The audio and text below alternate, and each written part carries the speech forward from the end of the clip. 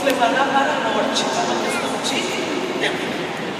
Então eu vim aqui compartilhar o seguinte: Deus quer falar sobre sexualidade para nós hoje. Deus quer nos ensinar a viver do jeito que Ele sonhou quando Ele nos deu um presente chamado sexualidade. Como eu disse ontem, falar de sexualidade é falar de relacionamento. Falar de sexualidade não é falar sobre o que pode ou não pode fazer na cama. Falar de sexualidade é falar sobre como a gente expressa a nossa intimidade, a nossa sensibilidade uns para os outros, a gente com a gente mesmo, a gente com Deus. A gente está expressando sexualidade o tempo inteiro. O tempo inteiro. Não é só eroticamente que a gente expressa sexualidade.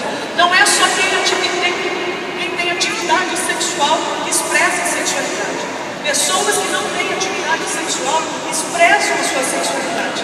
Quando você respeita o limite da pessoa que está do seu lado, quando você faz silêncio para ela ouvir o que está sendo ministrado, quando você estende a mão para quem cai na sua frente, quando você cumprimenta alguém que está ao seu lado, quando você tem misericórdia de alguém que precisa de misericórdia, isso é expressão da nossa sexualidade, isso é expressão da nossa afetividade. Quando o pai segura uma filha, quando a mãe chama outra, isso é expressão da sexualidade, do cuidado, do zelo, da orientação, do senso de importância que o outro tem para nós. Isso tudo é expressão da nossa sexualidade. Então a gente não precisa só ir para a cama com alguém para expressar a nossa sexualidade. A gente já está expressando aqui, sem fazer sexo com o outro. Está claro isso, gente? Isso é tão poderoso, você sabe por quê? As cidades estão repletas de igrejas. Praticamente todas as igrejas têm uma placa. Será que essas placas registram a verdade? Vou te dar um exemplo. Um travesti chega no culto de domingo à noite da sua igreja. Como ele é recebido? Primeiro, ele é recebido. O que é triste? Que normalmente não há uma festa para ele quando ele chega. Como, por exemplo, pode haver uma festa se o empresário mais rico da cidade chega no culto de domingo à noite? Qual é o nome disso para Deus? 2 pesos e 2 medidas. Abominação para o Senhor. Então na placa se diz: essa igreja ama você. Mas você quem? Qualquer um. Do jeito que tiver, todos são bem-vindos. Então a gente está expressando a nossa sexualidade. A placa diz algo, mas será que o nosso coração diz? A porta da igreja pode estar aberta, mas será que a porta do nosso coração está? Não é verdade? Aí a gente não entende por que a igreja gay cresce no Brasil e no mundo.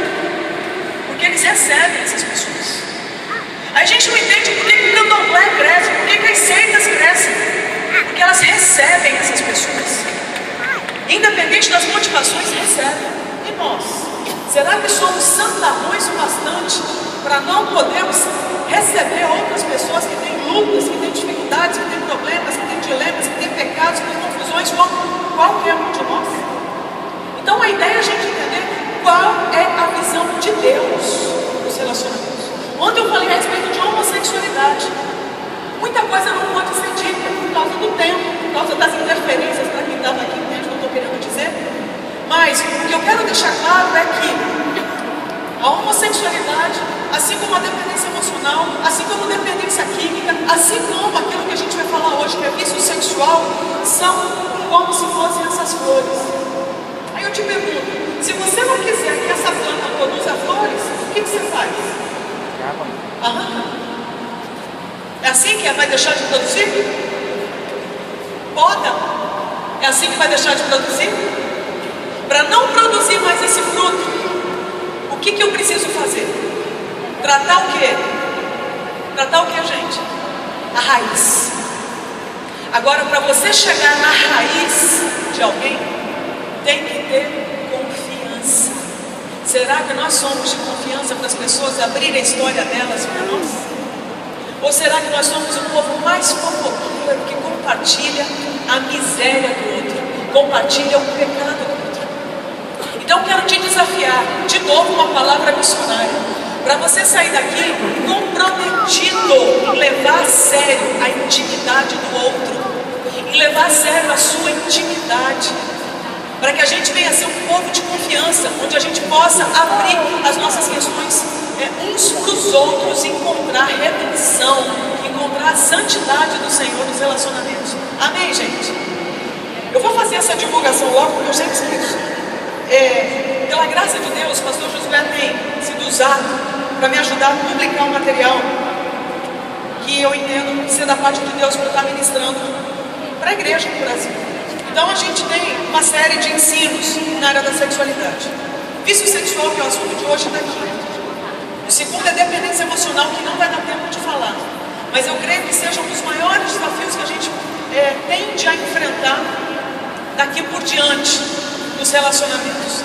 Então, enquanto a dependência química é você ter a dependência por uma substância, a dependência emocional é você ter uma dependência por alguém. É como se fosse uma pessoa viciada em outra pessoa. Então, há quem diga que a dependência emocional é uma das melhores ilustrações para você entender o inferno na Terra. Só para você ter uma ideia da gravidade do assunto e que nenhum de nós está livre se a gente não for vigilante.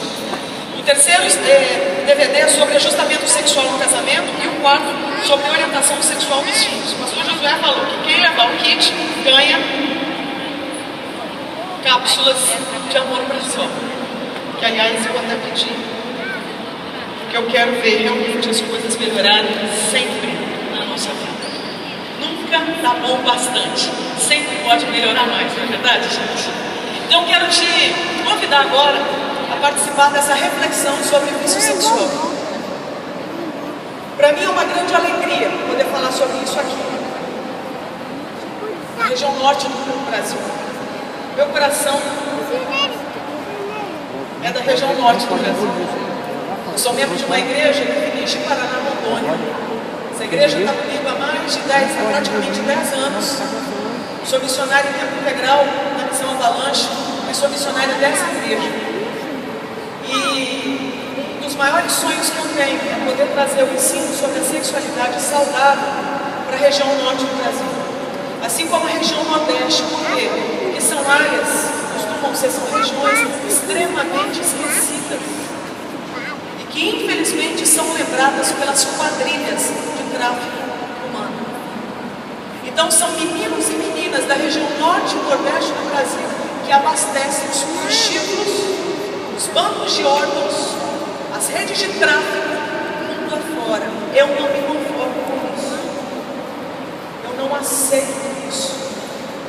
Eu quero ver a redenção do Senhor Jesus, o reino de Deus chegando na região norte, na região nordeste do Brasil. Aleluia. Eu quero ver a cruz de Jesus tendo significado em todas as famílias da região norte e nordeste do Brasil. Eu quero ver o reino de Deus chegando e sarando as feridas. Eu quero que o assunto da sexualidade seja mais um assunto que o povo de Deus entende, que faz comigo na hora de se relacionar. Você quer ver isso também? Então isso tem que começar com a gente, comigo e com você hoje. Então eu não vim falar sobre a sexualidade daquele amigo que não veio. Eu não vim falar sobre a sexualidade daquela amiga que não está aqui. Eu vim falar sobre a sua sexualidade. É ela que está no olhar de Deus agora. É ela que está na agenda de Deus agora. Como é que você tem vivido quando o assunto é expressão da sua sexualidade? E hoje nós vamos falar sobre um assunto que é uma das maiores tendências dos relacionamentos nesse momento que a gente tem vivido mundo afora. O vício sexual é algo que traz sofrimento, não é só para o crente que tem entendimento da vontade de Deus, não. Ele traz sofrimento para qualquer ser humano que está desgovernado sexualmente. É um transtorno que pode atingir qualquer pessoa, independente da sua fé. Então nós vamos falar sobre um tipo de idolatria. Assim como a dependência química é uma idolatria cujo Deus, falso Deus, é a droga. No caso de hoje, nós vamos falar sobre um tipo de idolatria cujo falso Deus é o prazer sexual. O que somos capazes de fazer para ter esse prazer sexual? Eu queria pedir que a gente colocasse ali os slides, por favor. E aí eu quero que você, se tiver com a sua Bíblia aí, pode colocar já no primeiro. que você abrisse a sua Bíblia no texto de Tiago, 1, 14 e 15. Gosto demais desse texto. Cada vez que eu leio, mais eu acho que ele tem significado para nós. Olha como tem coisa importante nesses versículos. Cada um, porém, é tentado pelo... Lê ali. Consegue ler? Não, né? Cada um, porém, é tentado pelo próprio mau desejo, sendo por esse arrastado e seduzido. Então esse desejo, tendo concebido, dá luz